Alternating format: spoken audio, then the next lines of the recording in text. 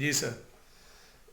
میرا بڑا بیٹا جو ہے جی اس نے کئی میڈیکل کالج سے میرٹ پہ ایڈمیشن لی. اس نے وہاں سے MBBS کیا, پھر MPhil کی وہاں پہ, وہاں سے اس کے بعد امریکہ چلا گیا.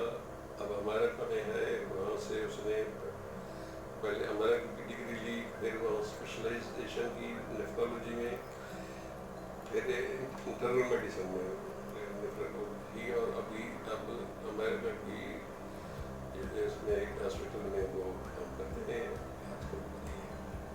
اس کو 98 میں گئے تھے اور ابھی تک. میرا دوسرا بیٹا جو ہے اس نے MBA کیا ہوا ہے لندن کی یونیورسٹی سے, تو وہ اپنا کاروبار کرتا ہے. تیسرا بیٹا میرا جو ہے وہ بھی سول انجینئر ہے, وہ فوج میں انجینئر کور میں بریگیڈیئر ہے. ماشاء اللہ. اس وقت اس کی پوسٹنگ پشاور میں ہے. ماشاء اللہ. میرے 6 بیٹیاں تھیں, سب گریجویٹ ہیں, ماشاء اللہ. سب تعلیم یافتہ ہیں اور اپنے گھروں میں آباد ہیں. اور سارے بچے میرے, میں نے اپنے زندگی میں اپنی فرائض پورے کر لیے ہیں. سب بچوں کو تعلیم بھی دے دی, پھر شادیاں بھی کر دیں, پھر روزگار بھی ہو گئے. الحمدللہ مجھے اس کی بڑی خوشی ہے کہ اللہ تعالیٰ نے مجھے یہ فرصت دی کہ میں یہ کام کر سکوں. اچھا, آپ کے ذہن میں کبھی یہ نہیں آیا کہ ہمارے ہاں جیسے سرائکی علاقوں میں جو اولاد بچے ہوتے ہیں ان کو تو پڑھایا جاتا ہے لیکن لڑکیوں کو نہیں پڑھایا جاتا, آپ نے یہ کبھی نہیں سوچا؟ میرے سامنے جام پور کے سردار رب نواز خان درانی کی مثال موجود ہے. انہوں نے بچیوں کو پڑھایا, وہ بچیاں انہوں نے اعلیٰ تعلیم حاصل کی, اور میں نے اپنی جو فیملی کو لاہور میں 73 میں سیٹل کیا تھا, اس وجہ سے کیا تھا کہ وہ تعلیم حاصل کریں, کیونکہ لاہور تعلیم کا مرکز ہے. اور انہوں نے اچھے اسکولوں میں تعلیم حاصل کی, اچھے کالجوں میں پڑھے, اور مجھے بچیاں بھی ہماری میڈیکل کالج میں اور دوسرے بڑے کالجوں میں پڑھی.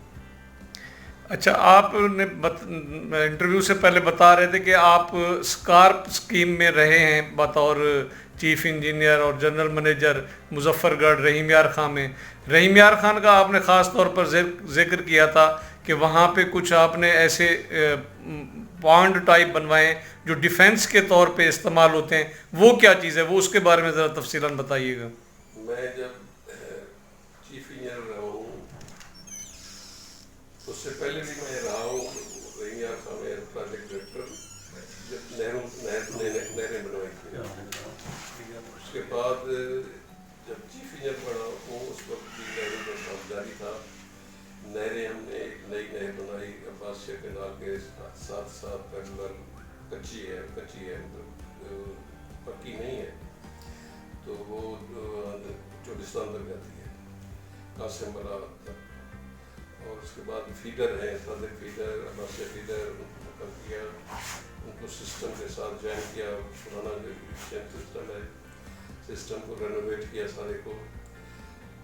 جو رحیم یار خان کے ساتھ نہر ہے, اس نہر کو رحیم یار خان کے جو علاقے میں ہم نے 1 مہینے میں لائننگ کی, 1 مہینے میں پوری دونوں نہر کی, اس ریچ کی جو ریلیون سے لے کے وہ جو روڈ جاتی ہے مال کی طرف, وہاں تک ہم نے 1 مہینے میں, جب بندی تھی ان کی اس میں ہم نے اس کی لائننگ کر دی. اچھا, بریک لائننگ. صحیح. تو اس سے ڈیفنس مضبوط ہوا ہے پاکستان میں. میں عرض کروں, اس کے بعد جو ہے ٹیوب جو ہے اس میں ہم نے ڈرینیج سسٹم بنایا, تو اس میں ٹیوب ہیں,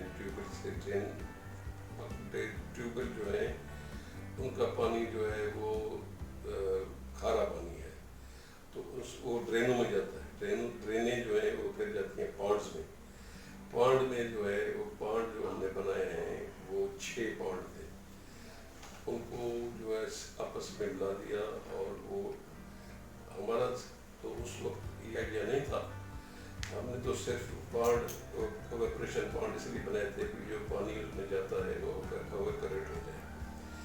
لیکن بعد میں ڈیفینس ورم نے وہ ٹیک اوور کر لیا اور ان کی ڈیفینس لائن بن گئی اور وہ ٹیوب ویل بھی انہوں نے لے لیے, ڈرینری انہوں نے لے لی, وہ پانڈ بھی لے لیے اور انہوں نے آگے ایکسٹینڈ بھی کر دیا اپنے طور پہ سندھ میں. تو یہ ایک بڑی مضبوط ڈیفینس لائن بن گئی ہے.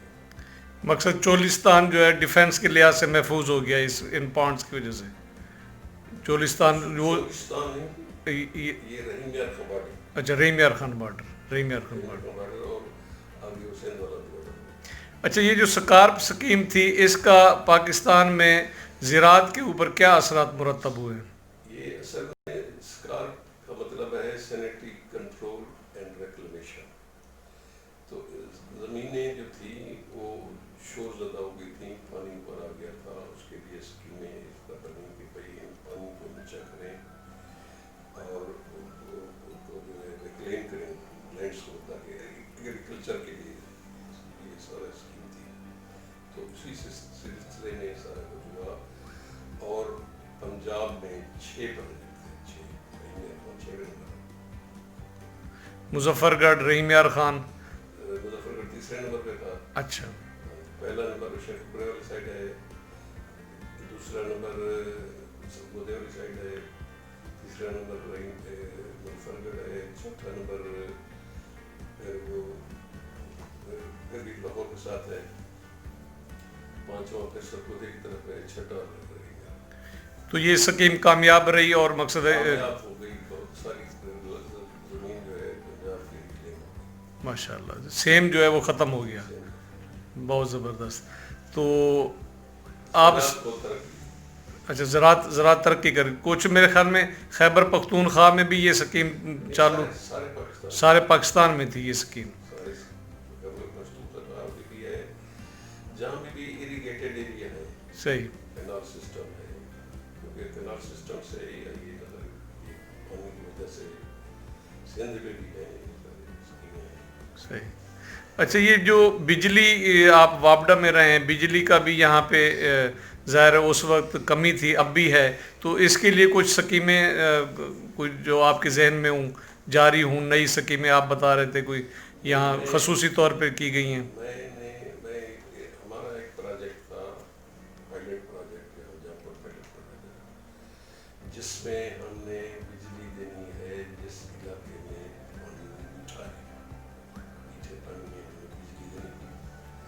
اور اس کے لیے ہم نے ایک بجلی گھر بہت چھوٹے سے آگے بجلی خان کے سامنے ایک گریڈ ادھر بنایا ہے, ایک گریڈ جاپور میں بنایا, اور یہ سارے علاقے میں لوگوں نے جو بنائے ہم نے ان کے لیے 22,000 روپئے میں ٹرانسفر کرتے ہیں اور بجلی لائن لگا دیں. اچھا, اس سے بھی بڑا فائدہ ہوا ہے. اس سے بہت فائدہ ہوا. اچھا یہ جب جو نہر ہے, نہر کے ساتھ جو ہے لوگوں کی زمینیں کافی خراب ہو گئی تھی, تو اس کے لیے ایک سکیم ڈرینیج کی کوئی شروع کی تھی, تو اس کا کیا مقصد تھا؟ جہاں پہ یہ تھور زدہ یا سینڈ زدہ زمینیں تھیں, اس پر بھی ہم نے ڈرینیں بنا کے دریا تک لے گئے, دریا تک لنک کر دیا, اور وہ پانی جو ہے نکل جاتا ہے, وہاں سے نکل گیا ہے, وہ علاقے صحیح ہو گئے ہیں. درخواست جمال خان سے شروع کیا تھا ہم نے, درخواست جمال اپنا ایریا کلیم ہو گیا ہے. اس کے بعد باقی جگہ بھی ہے جو جہاں سے بھی گزرتی ہے. اب لینڈ اب جو ڈرینوں کا ڈبل فائدہ ہو گیا ہے. ایک فائدہ تو یہ ہے کہ اب ان سے پانی روز کوئی کبھی آ جاتا ہے, گزر جاتا ہے. دوسرا جو نہروں کا فالتو پانی ہے اس میں آ جاتا ہے, تو لوگ اس طرح بھی خوش ہیں کہ اب اس پانی سے وہ کاشتکاری بھی کر رہے ہیں. اچھا ایک پمپ لگا کے جی کاشتکاری کر رہے ہیں. جب پانی کی شارٹیج ہوتی ہے پانی ادھر سے ایک تھوڑا سا سردار صاحب سخت سوال کرنے جا رہا ہوں, اگر آپ شفقت کریں تو اس کا جواب دیجیے گا. کہتے ہیں کہ جو نواب مشتاق گرمانی صاحب تھے मगरबी पाकिस्तान के गवर्नर, उन्होंने जो ये तौसा बैराज बनवाया था बेसिकली अपनी ज़मीनों के लिए बनवाया था, और वहाँ से जो नहरें निकाली, खसूसन जो डीजी खान को कैनाल आती है और जिसकी वजह से ये सारा सेम पैदा हुआ है। तो इस बात में और इसकी तारीखी ये जो एक कॉन्स्पिरेसी थ्योरी है ये दुरुस्त है, इसके बारे में कुछ आप बताएंगे? जहाँ तक बैराज का सिस्टम है, तौसा बैराज है, ये बैराज जो बने हैं पाकिस्तान के बाद, पहला बना है चिनाब बैराज जो मियांवाली के साथ, खलाबा के साथ, दूसरा बना है तौसा बैराज, तीसरा बना है गुडू बैराज, चौथा बना है कोटली बैराज, मुलम्मल बैराज। ये पाकिस्तान के पहले से अंग्रेज़ों के टाइम से ये कमीशन बना था 1917 में, उस वक्त से ये सारी प्रपोजलें हुई, इसमें ये बावलपुर का जो भी ये सिस्टम बना है, इस्लाम सुलेमान की इस्लाम पानीना, ये उसी सिस्टम में है। गुरमानी साहब ने इसमें से कुछ बनाया। बाकी जो नहर का कहते हैं कि उन्होंने कुछ कराया है, तो वो मुझे नहीं है, लेकिन वो नहर तो मुजफ्फर कनाल जो है वो डेजर्ट से गुजरती है। मुजफ्फर कनाल जो बनी हुई है वो तो टिब्बू से गुजरती है, मुजफ्फर से। अब उनसे हमारा कोई ताल्लुक नहीं न बनाने में।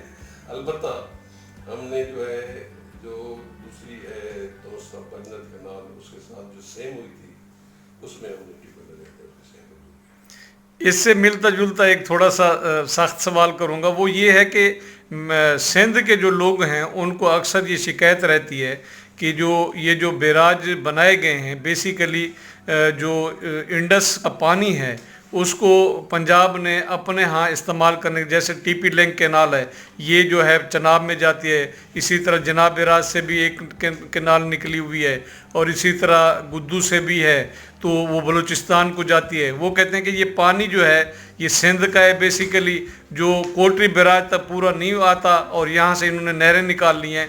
तो आप क्योंकि महकमे के अंदर रहे हैं तो इसके बारे में क्या आप कहेंगे? मैं इसके मतलब बहुत कुछ कहूँगा। ये जो